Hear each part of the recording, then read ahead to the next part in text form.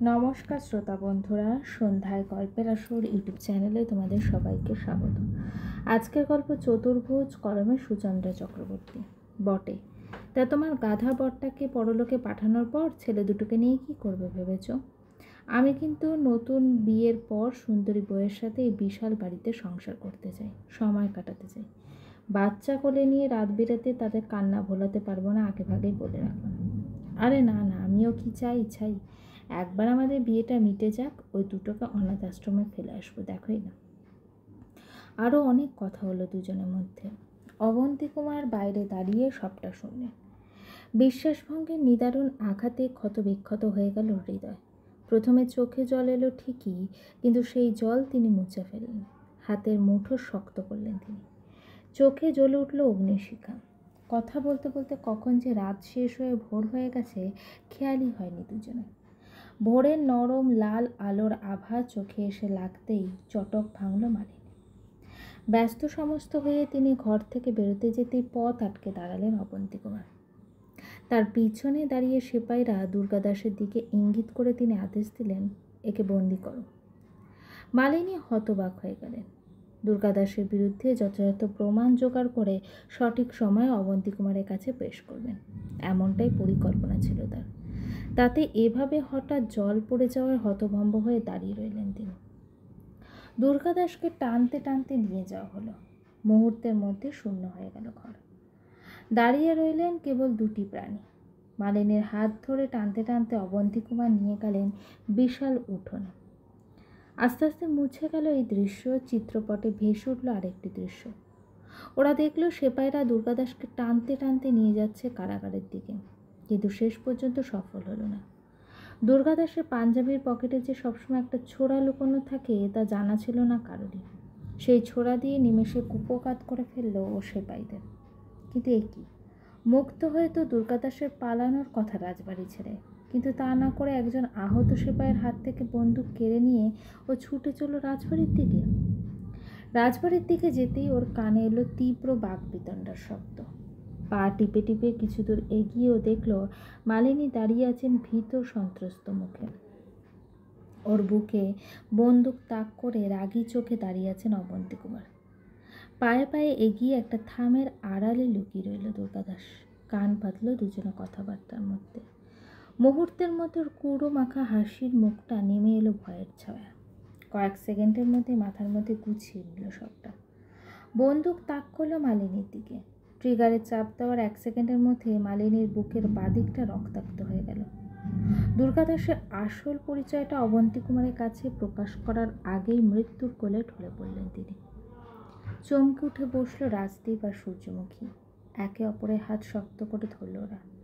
তাহলে পদ্মরাগের মাকে অবন্তী কুমার মুখুজ্জে খুন করেনি, করেছে ওই শয়তান দুর্গাদাস। রাজদীপের শরীরে ভিতর থেকে ভরাট গলায় কে যেন বলে উঠল, আর পদ্মরাগের মা মানে তো রাইমণিরও মা। প্রতিশোধ পরায়ণা কণ্ঠে বলে উঠল সূর্যমুখী, তাকে হত্যার ষড়যন্ত্রে লিপ্ত করেছে যারা, তাদের প্রত্যেকে উচিত শাস্তি দেওয়া হবে এবং তারা উচিত শাস্তির প্রাপ্য। কিন্তু এই ষড়যন্ত্রের মাথাটা যেই হোক, সে দুর্গাদাস হোক বা অন্য কেউ, এতদিন পর্যন্ত সে নিশ্চয়ই বেঁচে নেই।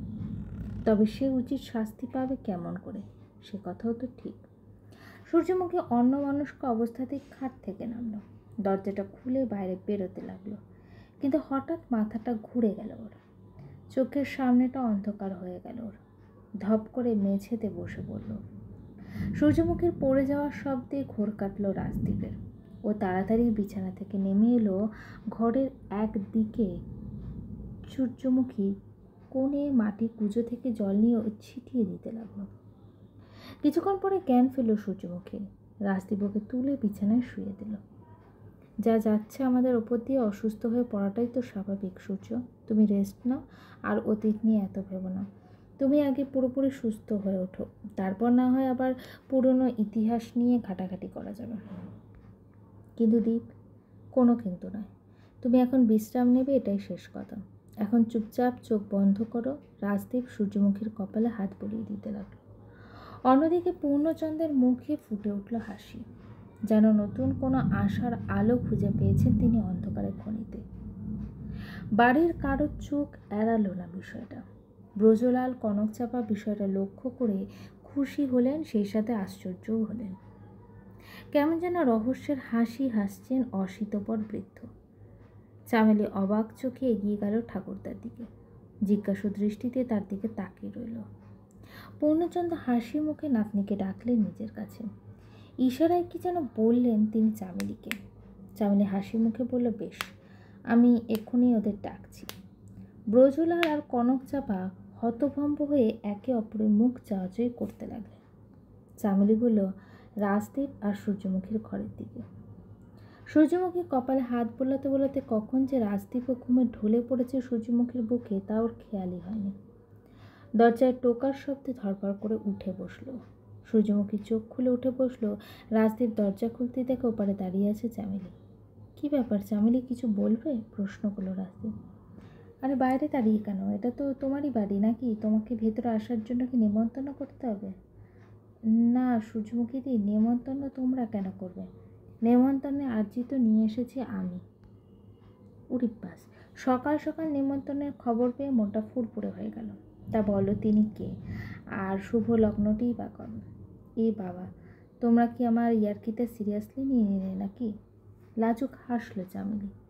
আমার বিয়ের নেমন্তন্ন হলে কি লজ্জায় মাথা খুঁড়িয়ে নিজে আসতাম, বাবাকে পাঠাতাম না? আসলে দাদুর হুকুম এক্ষুনি তোমাদের দুজনকে বগল দাবা করে নিয়ে যেতে হবে তার কাছে। বুড়োটা আজ সকাল থেকে দারুণ মুডে আছে, বুঝলে কি না? পূর্ণ কাকা ডেকে পাঠিয়েছে আমাদের এত সকাল সকাল হঠাৎ? হ্যাঁ গো, দাদু বলছে খুব গুরুত্বপূর্ণ কথা বলবে, তবে বলবে শুধু তোমাদের দুজনকে, আমি মা বাবা কেউ থাকবো না সেখানে। পূর্ণ কাকার ডাক কি আর এড়ানো যাবে?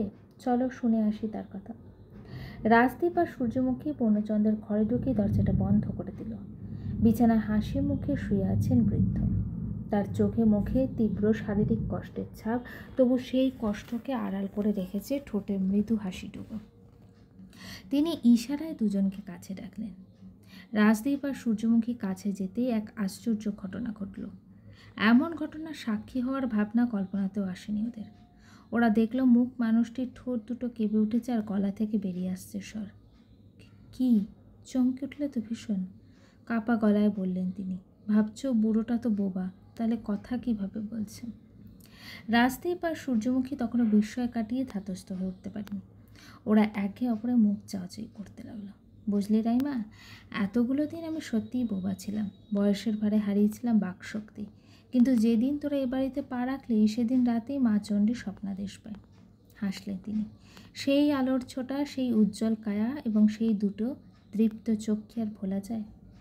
ব্রজ্রকণ্ঠে শুনতে পেলাম অনুরাগ মুখুর্জকে চিরঘুমের দেশে পাঠানোর অস্ত্রের খোঁজ তোদের দেওয়ার সময় এখনো আসেনি।